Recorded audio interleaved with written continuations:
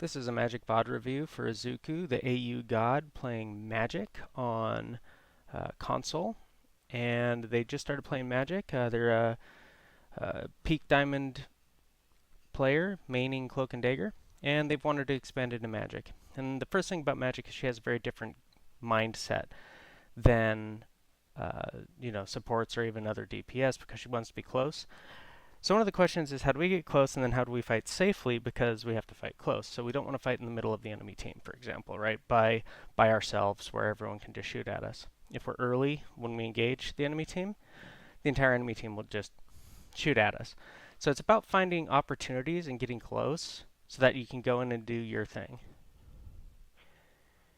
Now, unlike ranged characters, melee characters in general, such as Psylocke, Black Panther, Magic, they're all going to be really cooldown reliant. They don't have guns, so they can't like shoot into the distance to get poke value.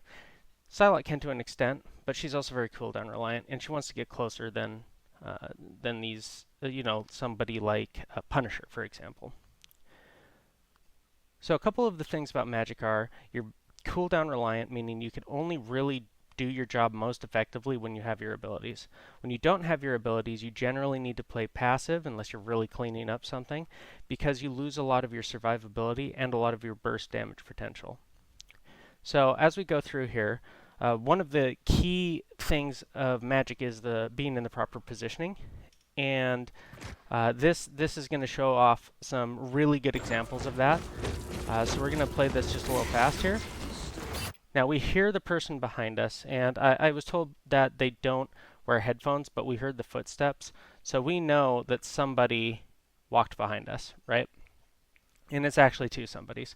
So this is where headphones actually are kind of a cheat code, right? We heard these people walking. That is something to keep in mind, that you are at a big advantage if you're wearing headphones versus not, because we're not even aware that this is happening, even though we walked out as a group with our team, right? They just drop on our team, and we are unfortunately ignorant of that fact. So, as the audio is very important, but let's look at what you're actually doing, barring that. Usually on Magic, I like to rotate out from here and Psylocke, because that gives me the ability to see here, and then chill out for a second while my team is getting into position here, and then I can be scouting this. So I would already be, pretty close to this Star-Lord, and I don't have to walk all the way to get to him. But now you find the Star-Lord and you engage him. I don't even mind the chase here. It's fine because you have to get him off your backline.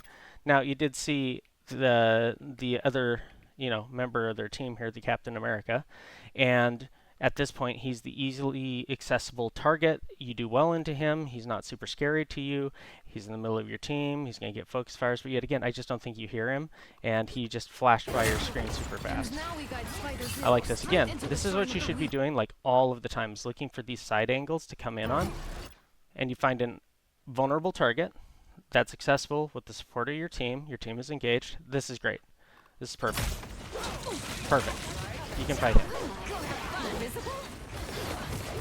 We can hear the magic, but yet again, we haven't seen her. She's over here. She's fighting your team the entire time. So yeah, audio is super important. Generally, you have in other games picked up on really good audio cues. This one, you have a little bit of difficulty, but it's fine to fight with your team here until you see a better opening to rotate, because you don't want them to be shooting your team while you're AFK walking. This is silly here, and why is because into this team it's not too bad, but it can be a bad habit, right? I don't mind you pressuring the front line, because captain against your entire team is going to be, not getting very much value. But here, if we look here, from the enemy team's perspective, you are running straight at them in a straight line, right? He could accidentally laser beam you. If there was any other DPS here in another situation, they could also be shooting you, and basically you just fall over. Even Rocket Raccoon, he does a metric boatload of damage. If you're like from here to Thor, he will actually just shred a tank in just a couple seconds. He does so much damage. It's just hard to get that damage because of his bullet speed and his really nasty damage fall off. So after you've done this, this is where Magic is very cooldown dependent, and this is where as we look at your resources, you have 2 dashes left. You now need to ask yourself if you want to continue swinging on this because you think it's safe enough to do so, or if you need to get back into cover. You disengage. I would have disengaged. You got what you needed, which is you made space. This is a DPS making space. You made the enemy team back up, right? Because they don't want anything to do with you. Now your mistake is you dive backwards to your team. I would have much rather see you dive into this side angle, right? Because now you're still pressuring. Anybody that wants to be here, you can threaten them. You have one more dash. You can pop your demon right here, right? But over here, you give up all that pressure on the front, right? And this lets them kind of do what they want. They can regroup, they can calm down. They don't have anyone threatening them, right? So we don't need to be back here. The card isn't our job, right? So imagine if you were here and Thor had tried to do that, right? Well, then you can go on the Thor. You can put a demon right here, and if he wants to continue fighting here, he's going to get shredded by that thing. It does so much damage, right? So much damage. But here, this feels really bad because we can't interact with anything. But here, we could even maybe, since we have dashes, get cheeky here. If these supports even kind of look at you, right, you're getting value because for every time they don't heal him, his life bar just goes down further and further and further, right? And they don't have, outside of her bubble and her healing amp, they don't have a lot of burst healing. So as soon as they use those cooldowns, he's going to be in trouble, right? Because he's face tanking your entire team, right? So then you would have options. But back here, you don't have any options because now you're too far away, whereas you're totally safe here and you're close, and you want to be close, right? So we don't want to fall backwards to our team. We want to fall into cover where we can still threaten to do our job. Dropping your demon on deployables is super good. Angela Pole, Rocket Alt, it just shreds them. So always look to drop a demon if you can on deployables. So this again, why are we going here? Yeah, we might fight the Captain America, but we're not really doing either thing, right?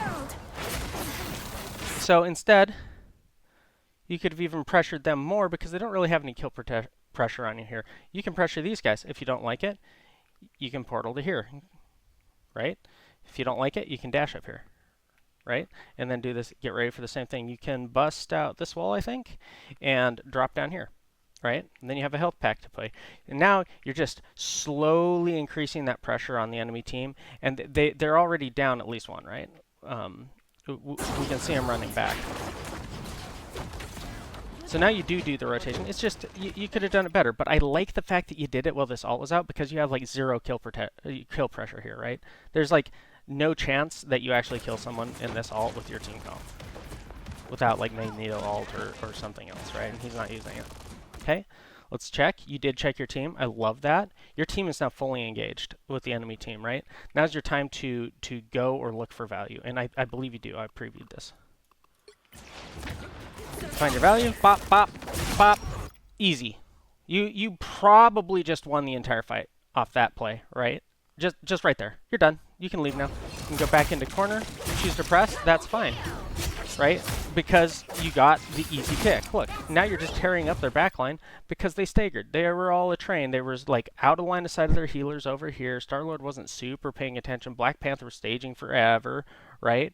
So you just came in, did a smooth assassination. You win that fight even if you didn't pursue, probably, because even if you were here, Cloak and Dagger might get the respawn, but you know, you can just beat on them again, right?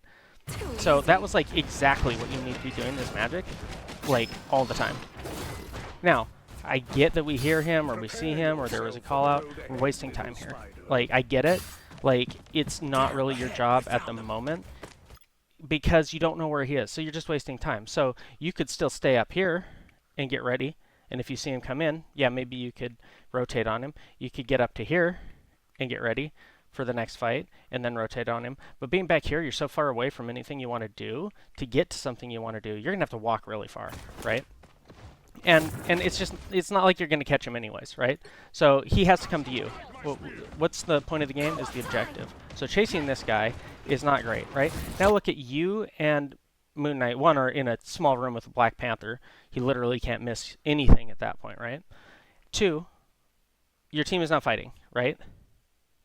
So you guys have put yourself in a bad position, and your team is fighting. Whereas if you were up here, right? Look at all these things. You would much rather do these things. These are much easier for you. Yes, Black Panther can delete your backline. Yes, you should be aware that he's there, and if he's convenient, you should deal with him. But chasing him around very slowly, he's so much more mobile than you are. He can walk up walls. He has, more ability to dash. He can just get away from you and ignore you if he doesn't want to listen to you, right? He can just say, bye. So you don't really get a lot of value out of this. And he kills you. A little overkill here, but you probably didn't need to die here. And if you were up here with your support alts, you would have even more easily either won this or just not died, right? Which would be better, because if the second you die and don't value your life, that's why you always want to have a plan if things go badly to get out on Magic, is you no longer have any agency in the game, right? And it's not your healers, it's always on you, especially on a dive character or flanker, right? You need to know where the health packs are, right? You need to be able to take care of your own life and respect the fact that as soon as you take damage, it's likely going to be over for you, right? Your play is over, it's time to leave. The second you take damage or you see something you don't like, sticking around and just, fighting it because you're frustrated you didn't get the elim, no, that's not a great play. What's good to recognize is it's a good play if you get away, because attention is a very important resource, and every single player in every rank only has so many things that they can keep track of, right? They can only keep track of maybe 2 of these people at the same time once everything degrades, right? So once you have the support looking back here, they're even less aware of what's going on up here. Like Thor has no idea that this Scarlet Witch is chasing his now dead Star-Lord, right? He just doesn't know, right? So I know this game is a stomp in your guys' favor, but it really does illustrate some important points. Now, for you, there's a button that you can push. I don't know what it is on controller. Once you cap a point, the previous spawn will shut down after a period of a few seconds, but if you are in that spawn, you can push the button, it will teleport you to the new spawn. So it would save you this entire run back.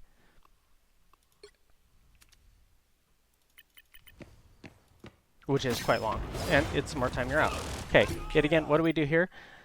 I'm not good here, right? Where do the bad guys come from? They come from over there. I need to be close to do my job. So what do? Riding the cart, not our job. Our job is to already have been in position. You could use your abilities because you don't think that there's going to be fighting soon. You can use your abilities. You could already be up here, walking up to here, right? Your Cloak and Dagger is actually being more aggressive than you are, which is kind of spooky, right? So you should always be moving forward. It's very, very, very, very seldom that riding the point is going to be your job. And if you didn't know, if you're invisible and Invisible Woman, you do not push the point any faster. Same with Jeff Underground. I don't believe you count as Invisible Woman when you're invisible. So your Moon Knight's already set up to spam because he can do that back here, but you can't. So you need to always be trying to improve your position during times where the fight is not actively happening. This is good. It's just late, right? Spooky dashing over Penny Nests. I know we talked about it. She basically changes the way you have to play. But if we look at the results of you getting here, now these 2 people have turned around for you, right? They have now shifted and used their bubble. This bubble is so important. I know you play Cloak and Dagger. This does so much healing. Wasting this is tragedy, right? You've not only got the bubble, you've also got their damage amp out. So now, they've done nothing. You've gotten your damage out. You're done. You don't need to do anything else. You're carrying. Right there. This is carrying. If you live here, you're carrying. Like, hard carrying. So, I believe we still had a dash, unless we accidentally used both of them. Yeah, we didn't need to die here that fast. If at all. We could have instead, when we went through, right? Let's see where we are. Instead, okay, we whiff it. I know, always aim to the right side of the character with her dash. We went over that. This is perfect. You're unless you really pop her, if she's in that bubble, you're very unlikely to get the elim. But what you could have done is you could have faded over here, right? Out of line of sight. Yeah, they have respawns coming in, and after practice, you'll need to start tracking those. But over here would be safer. Or you could step here, and you're buying time until your next cooldown comes up. Maybe your dash comes up. Now, you can go here, and then you can step disc here. And if they're chasing you, so much the better, right? then you're having these two people, you're basically tanking right now. You've got these two people fully occupied with you, and you're making it like a 4-on-1 in the front line, or they're just going to shoot him in the back of the head. Either way, Penny Nest is free because nobody's shooting out there. This is just so good. It's hard to say how good this is. You just need to live through it. That's the next step, right?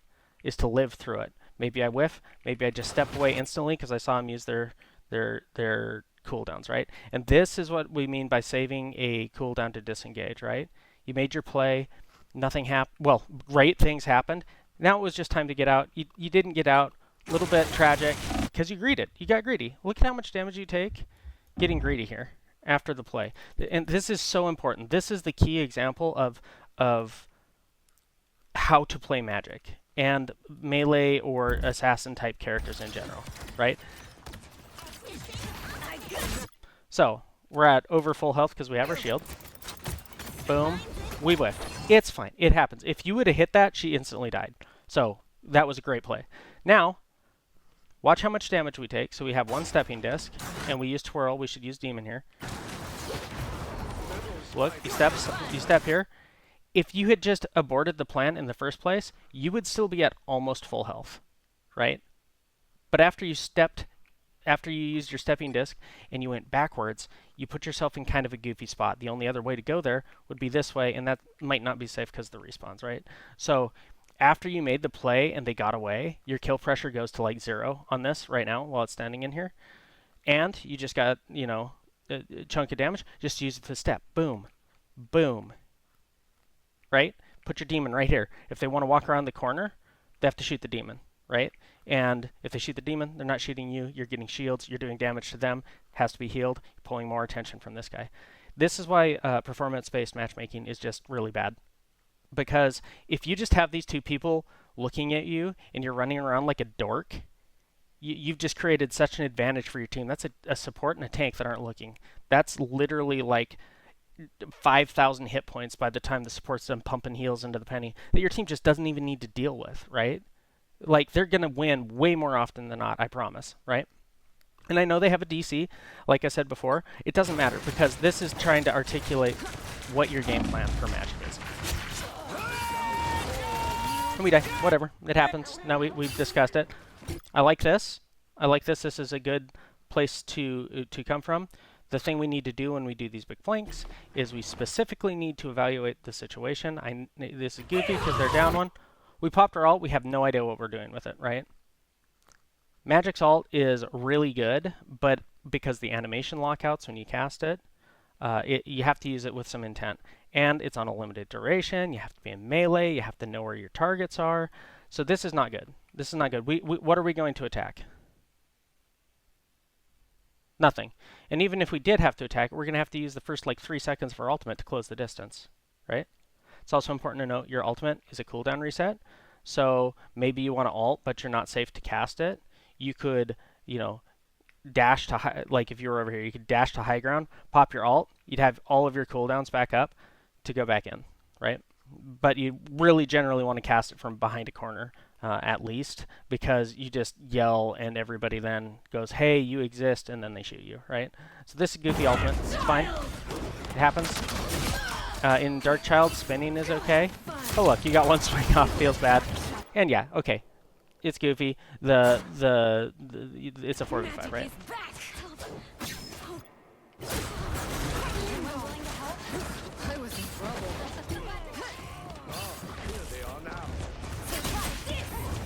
Okay, this is actually a situation you might get into. Is right here, holding this corner. This is so good for you, right? This is exactly where you want to be. You're close. They have to come to you to stop the point, right? I know it's 4v5, but even if like their team was stacked right here, this is still pretty good for you. Why is this good for you? These are good situations. That's what we want to identify. Let's assume that his supports are right here, and maybe 1 DPS, and he's here. Why is this good for you? Your entire team can see him. So if he continues to walk forward, or if his team walks forward, they're engaging your team. He is not a damage threat to you. He can't just blow you up unless you let him, right? He does a lot of scary damage, but just getting him to look at you, that scary damage isn't going at your team, right? And then what's our plan, right? So our first plan, what I would do here, is I would side dash into the wall, so I animation lock myself into the wall, and I just plop my demon right here, right? Right? I would save the dash. I would have just put the demon down and just stood here and started swinging, right? Just stood here and started swinging. Now, maybe he has to look at me and he chases me around this corner. Cool, right? Now, anybody that was behind him, like we were imagining, anybody that was behind him is now forced to support him by going around the corner, or they don't have their beef in front of them. This works with anything. If this was a Magneto, if this was a Strange, whatever, right? Now your team, you've taken the attention of the tank. They basically don't have one while you're goofing off with him, and you're safe. You could stepping disc out, right? You could dash and do another rotation if you wanted to. You could dash to safety back to your team if you really had to. You could psych him out and dash up here, right? But using dash on him there wasn't a great idea because you didn't really need to. Your burst damage isn't going to pop him or anything. So save it for mobility. Pop the demon down, right? And it's okay. You could have fought, well, it looks like you took a chunk of damage. Good on you for being aware of your life. After you got there, he's still there, right? And now he's in with your support, so he's a close target. He's convenient, right? Your melee, you need to at least check that he's not going on your backline, right? You need to be aware of where he's going, and you didn't look, right? So I'm going to skip the rest of this and maybe go over the other one because, you know, as you see, they end up surrendering, and, you know, it's unfortunate to have DCs, but it happens to everyone. So, yeah. Jump to the next round here. So this is about pathing. Your pathing here could use a little bit of work. So it's too long. Again, we're not involved in the game as soon as we need to be, right? So I would never go down here first, almost ever on any character. I would always fight for this and this. As Magik, you're really good here because it's a small area. You can dash into and out of these corners.